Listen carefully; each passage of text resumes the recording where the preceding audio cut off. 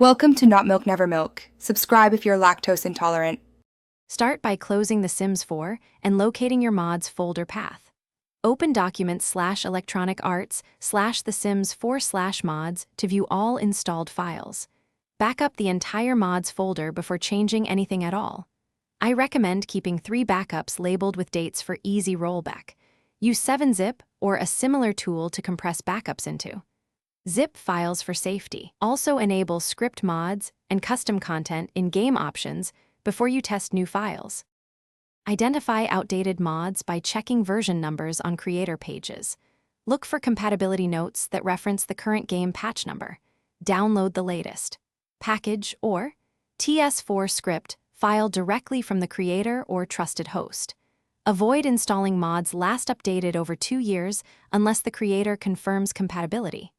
Use a virus scanner to check downloaded archives before opening them. Extract files with 7-zip and confirm file names.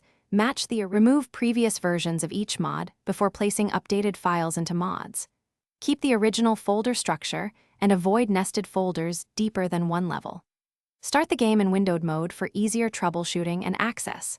Play for at least 15 minutes and visit varied households to stress test scripts and assets.